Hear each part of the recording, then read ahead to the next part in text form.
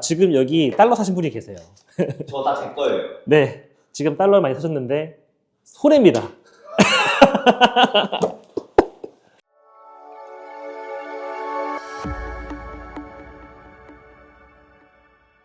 저희가 오늘 실내에서 한번 촬영해 보려고 합니다. 지난번에 그 롯데 케미컬 관련해서 찍었었잖아요.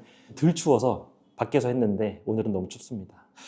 일단 최근에 저희가 경제 관련 얘기들을 하고 있는데 가장 지금 핫한 이슈 달러죠. 돈입니다, 돈. 지금 달러 문제가 경제계에서는 큰 이슈다.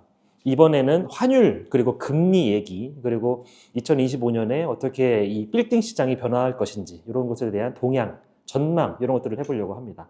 일단 먼저 환율에 대해서 얘기 한번 해보죠. 2025년 1월 20일에 트럼프 2기가 출범을 합니다. 현재 달러가 상당히 강달러세죠. 달러가 굉장히 강하고 트럼프가 당선된 이후부터 달러 쪽으로 투자가 몰리고 있습니다. 앞으로의 달러도 좀 강달러세가 지속되지 않을까 이렇게 예상을 하고 있습니다. 물론 트럼프의 정책은 반대입니다. 트럼프의 정책은 일단 첫 번째 약달러화죠. 약달러화. 달러를 약하게 만들겠다. 그 이유는 뭐냐면 달러가 약해질수록 수출에 강화지기 때문입니다. 기업을 살리기 위한 기업 지원 정책으로서 약달러화를 추진하겠다라는 게 첫 번째 공약이고요. 두 번째 같은 경우는 이제 관세죠. 관세 폭탄입니다. 세 번째와 연관되는데 세 번째가 감세입니다. 쉽게 말하면 사업자들을 지원하는 감세를 추진하게 되면 그만큼 세금이 줄어들잖아요. 그러다 보니까 이제 관세로서 그것을 충족하겠다. 관세로서 그것을 채우겠다라는 의미로 보면 될 것 같습니다. 네 번째가 이제 불법 이민자 추방. 일반적인 이민자들은 문제될 게 없고 불법 이민자에 대한 추방. 일단 저희가 오늘 뭐 다 다룰 수는 없으니까 환율에서 주요한 요건 중에 하나인 이제 약달러 그리고 감세, 관세 이 부분에 좀 설명을 좀 드리려고 합니다. 자, 트럼프 2기 같은 경우는 1월 20일에 출범을 하는데 현재까지로 보게 되면 트럼프 당선 이후에는 강달러세가 지속이 되고 있습니다. 그렇기 때문에 촬영일 기준 환율이 1,460원을 넘어섰습니다. 최근에 1,480원까지 올라갔다가 1,460원대에서 왔다 갔다 하고 있는 상황이다 볼 수 있을 것 같습니다. 아마 당분간은 이 세를 좀 지속할 것 같아요. 전문가마다 좀 다르긴 하지만 제가 봤을 때는 아마 당분간은 유지되지 않을까라고 예상을 합니다. 트럼프는 약달러화를 추진하겠다, 약달러 정책을 추진하겠다라고 했지만 현실적으로 지금 달러화에 모이고 있는 양이 어마어마합니다.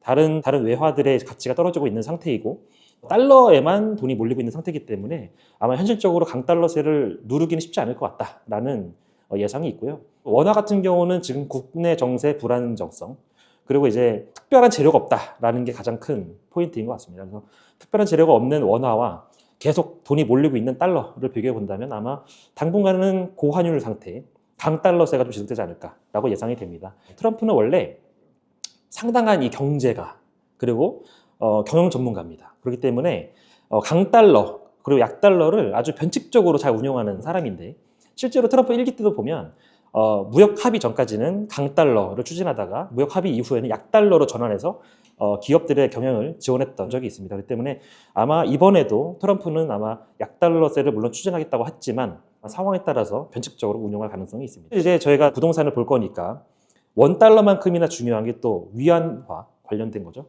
원 위안화 같은 경우는 지금 이제 200원을 가까이 올라온 상태입니다. 최근 1년 반 사이에 최고치를 찍고 있는 상태입니다. 이게 위안화가 강한 게 아니에요. 위안화가 지금 약 위안화인 상태인데도 불구하고 원화 가치의 하락으로 인해서 위안화가 더 상대적으로 뛴 케이스라 볼 수가 있습니다. 위안화가 약한 건 어디서 볼 수 있냐면 달러와 위안화의 환율에서 볼 수 있습니다. 지금 위안화와 달러의 환율이 7을 넘어섰어요. JP모건이나 이런 주요 증권사들도 연내에는 7.5 이상을 찍을 수 있을 것 같다라고 예상할 정도로 약 위안화가 좀 큰 상태입니다. 물론 여러 가지 이유가 있을 수 있겠지만 저희가 느끼기에는 아마 이 트럼프의 관세 정책에 대항한 정책이 아닐까 예상을 하고 있습니다.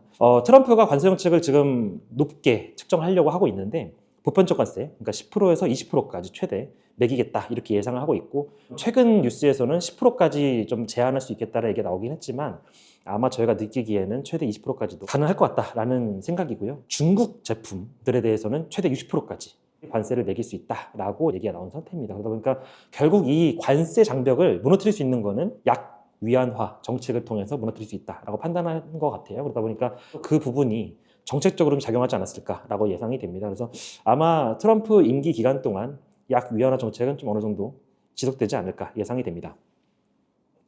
네, 그러면 이제 환율을 봤으니까 한번 금리 한번 보도록 하겠습니다. 그러니까 금리 부분을 많이 말씀드리는 것 중에 하나가 작년 말부터는 많이 떨어졌어요, 금리가. 그래서 한국 금리가 작년 말에 두 차례 0.25%씩 떨어졌습니다. 그래서 지금 작년 말 대비해서는 0.5% 떨어져서 3%를 보이고 있는 상태고요.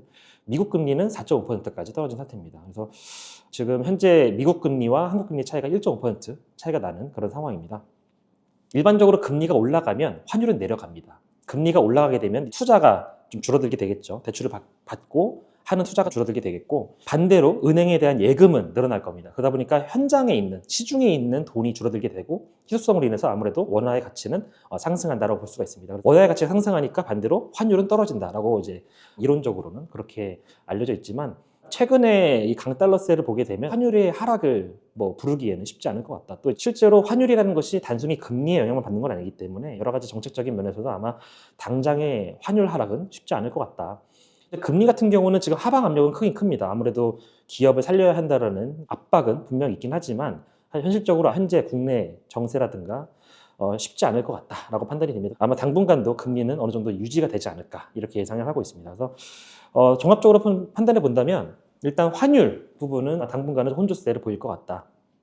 미국의 강달러세 그리고 국내 원화의 가치가 높지 않다라는 부분 때문에 비슷하게 흘러가지 않을까 싶기도 하고요. 금리 같은 경우도 당분간은 유지되지 않을까 싶습니다. 미국 같은 경우는 연준에서 발표하는 금리 인하 시점 그리고 인하 횟수를 올 연초부터 이제 1회 인하하기로 했었는데요. 작년 말에 다시 발표하면서 연내에 4회 인하에서 2회 인하로 지금 축소한 상태입니다. 그러다 보니까 2025년 올해에는 금리 인하 횟수가 4회가 아닌 2회로 줄어들었다. 경제 전문가들 사이에서 얘기 나오는 건 뭐냐면 2회도 아닌 이제 1회로 줄어들 수도 있다. 라는 얘기가 나오고 있습니다. 그렇기 때문에 아마 당분간 미국 금리도 하락을 하기는 어렵지 않을까 예상이 되고 있습니다. 또, 자, 그러면 환율이 빌딩 시장에 끼치는 영향, 금리가 빌딩 시장에 끼치는 영향을 분석을 해볼 건데요. 환율이 지금 고환율이죠. 위안화도 그렇고 달러화도 그렇고 둘 다 고환율입니다. 애초에 수입할 때 원자재 값이 올라갔기 때문에 수출할 때 값이 아무리 환차익을 얻는다고 하더라도 이미 환차손이 발생했기 때문에 어느 정도 상계가 되어버리는 그런 상태가 많이 되고 있습니다. 그렇기 때문에 환율이 올라가다 보니까 이 수입 원자재 값, 특히 저희 부동산 쪽 같은 경우는 이제 그 건설 쪽 부분이 많이 어렵습니다. 사실은 최근에 오늘 같은 경우도 뉴스가 났더라고요. 최근에 이제 신동아 건설 지금 이제 기업 회생 신청까지 들어갔다라고 얘기했는데, 국내에서 수입 원자재를 바탕으로 건설을 하고 있는 그 사업체 같은 경우는 전부 되게 힘들다. 그만큼 이제 원자재 값이 엄청나게 올랐다. 이렇게 볼 수 있을 것 같습니다. 그러다 보니까 건설사 같은 경우는 이익을 내기가 또 쉽지 않을 것 같다. 또 이게 반사적으로 보게 되면 건축주한테도 문제가 생기는데요. 최근에 이제 저희가 거래했던 물건들 중에서 재건축 부지 혹은 신축 부지 아니면 리모델링이 필요한 부지들, 이런 부지 같은 경우는 다 이제 건설을 하고 있는 상태잖아요. 건축비가 엄청 올랐습니다. 불과 한 5년 전이랑 비교했을 때도 거의 2배 이상 올랐습니다. 당분간은 건설 비용이 계속적으로 뛰고 낮아지기는 쉽지 않지 않을까 이렇게 예상하고 있습니다. 최근에 아파트 신축 같은 경우도 어려우니까요. 현실적으로 아마 건설 쪽은 어렵지 않을까 예상이 되고 있습니다. 금리가 빌딩 시장에 미치는 영향 한번 좀 설명을 드려보면, 금리가 어떻게 보면 환율보다 조금 더 직접적이죠. 매매 시장 자체에 대해서는. 금리 같은 경우는 일반적으로 대출을 일으켜서 투자를 하고 있는 모든 업종에 적용이 되는 거거든요. 특히 부동산 같은 경우는 건물을 매입을 할 때 한 3% 이상, 4% 이상의 금리를 내면서 대출을 받고 진행하기 때문에 실질적으로 이 대출 그리고 금리라는 부분이 굉장히 중요합니다. 밀접한 연관이 있는데, 아까 제가 설명드린 것처럼 현재 시점에서 금리는 3%입니다. 다만 이건 기준금리일 뿐인 거고, 실질적으로 저희가 금리를 뜯어보면 신용도가 좋으신 분들 해봐야 3.6%, 7%, 그리고 일반적으로 평균적인 금리를 보게 되면 4%대 초반, PF라든가 혹은 신용대출 부분 같은 경우는 5%대 그 이상, 6%, 7%까지 올라가기도 하는데, 금리가 좀 아직까지는 편차가 높습니다. 전반적으로 좀 높다 보니까 제가 느끼기에는 이 금리가 낮다라고 표현하기 어려울 것 같아요. 왜냐하면 2021년, 22년도 이때쯤 실제 매매 거래가 많이 됐을 때를 보면 금리가 1%대, 2%대였거든요. 그러다 보니까 부동산에서 나오는 임대 수익률이 3%만 돼도 금리보다 높은 거예요. 그러니까 충분히 임대 수익률을 가지고도 부동산은 살만한 가치가 있는 거죠. 다만 지금 같은 경우는 부동산 임대 수익률이 그렇게 안 나옵니다. 그 사이에 많이 팔리기도 했고, 매매가는 빠르게 뛰었는데 평당 임대료는 더디게 뛰었습니다. 그만큼 임대 수익률의 면에서 격차가 벌어지게 됐죠.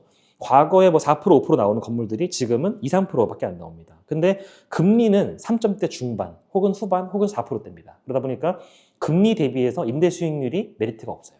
현 시점에 봤을 때는 빌딩 시장에서 임대 수익형 건물들은 메리트가 없다라고 보는 게 정확합니다. 임대 수익률을 낼 수 있는 건물이라고 한다면 최소한 5% 이상 나와줘야 이 금리 대비해서 메리트가 있다라고 판단이 되거든요. 반대로 투자 목적 건물 같은 경우는 차라리 그냥 월에 얼마 손해를 보고 평당가가 이만큼 띄워준다면 그냥 들어가겠다라는 분도 계시기 때문에 논외일 수 있습니다. 올해 같은 경우도 제가 말씀드렸지만 결국은 금리가 계속 유지가 될 것으로 생각이 되기 때문에 한 3%대 왔다 갔다 하면서 뭐 유지가 된다고 하면 웬만큼 수익이 안 나와서는 임대 수익형 건물들은 메리트가 없을 수밖에 없어 보여요. 이제 큰 틀에서 좀 금리, 환율 말씀드렸는데 이제는 간단하게 좀 전망을 해보려고 합니다. 제가 이제 올해 2025년 빌딩 시장의 키워드로 좀 꼽는 게 양극화입니다. 양극화. 아까 말씀드렸던 대로 투자 목적 건물들은 금리가 조금 높아져도 평당가가 띄워준다라는 기대 수익률이 있다면 충분히 들어갑니다. 그렇기 때문에 강남 지역 혹은 서초 지역이라든가 아니면 마용성 같은 그런 주요 지역들 같은 경우는 아마도 투자 수익에 대한 기대감이 있기 때문에 꾸준히 투자 수요가 발생하지 않을까 예상이 됩니다. 다만 아까 말씀드린 대로 아직까지는 고환율, 고금리 시대가 유지될 거기 때문에 이 금리를 다 감당하면서 임대 수익형 건물을 보기에는 어려울 수 있다. 다른 지역, 마용성 혹은 강남 등 주요 지역을 제외한 다른 지역의 임대 수익형 건물들 상대적으로 평당가가 덜 뛸 것으로 예상되는 지역들의 임대 수익률이 높은 건물들 같은 경우는 아마 임대 수익률이 아주 잘 나오지 않는 이상은 메리트가 없을 수밖에 없다라고 보여집니다. 그렇기 때문에 이쪽 지역의 건물들은 매각이 어려울 수 있다라고 판단이 되고요. 또 실제로 투자하시는 분들도 많지 않을 수 있다라고 보여집니다. 다만 강남 같은 경우는 반대죠. 작년에 3월부터 한 10월까지 거래가 되게 많았어요. 그 기간 동안 금리가 엄청 떨어진 게 아닙니다. 살짝 떨어졌어요. 근데도 불구하고 많이 거래가 됐습니다. 그 이유가 물론 그간 쌓여있던 매도 물건들이 싹 소진됐던 그런 시기이기도 했지만 한편으로는 국내 경제가 적응력이 좋아요. 네. 국내 경제가 적응력이 좋아서 투자처를 어떻게든 찾아냅니다. 지금 아시겠지만 주식시장 쉽지 않습니다. 코인도 유동성이 심해요. 그러다 보니까 안전자산 그리고 실물자산에 투자하려는 이 움직임이 많습니다. 장기적으로 봤을 때는 빌딩 시장에 돈이 몰릴 수밖에 없다 이렇게 판단이 되고요. 몰리는 이 투자 수요는 대부분 다 투자 수익형, 말 그대로 강남에 있는 투자 수익형 건물들로 모일 수밖에 없다 이렇게 판단이 됩니다. 그래서 제가 생각하는 2025년 이 키워드는 양극화라고 보여집니다. 오늘 제가 이제 금리랑 환율 얘기를 해봤는데 트럼프 정부가 이제 곧 들어서죠. 환율이든 금리든 변동이 생길 건 맞습니다. 다만 제가 느끼기에는 현재 세계 정세로 봤을 때는 단기간 내에 급등하거나 급락할 만한 재료가 딱히 보이지 않는다. 이런 요소 때문에 금리든 환율이든 어느 정도 고정이 될 것 같다. 이렇게 예상을 하고 있는 부분이고요. 그에 따라서 빌딩 시장도 올해 같은 경우는 양극화가 심해질 것 같다로 정리하면 될 것 같습니다. 제가 지금 계속 이제 경제 얘기를 하고 있는데 오늘 재미없었죠? 왜냐고요? 제가 달러를 비싸게 샀거든요. 지금 여기 달러 사신 분이 계세요. 저 다 제 거예요. 네, 지금 달러 많이 사셨는데 손해입니다. 자, 손해 벌써 보고 계세요. 이렇게 환율이 무섭습니다, 여러분. 투자하실 때 조심하셔야 됩니다. 이것이 바로 환차손입니다, 환차손. 네, 다음 시간에 뵙겠습니다. 감사합니다.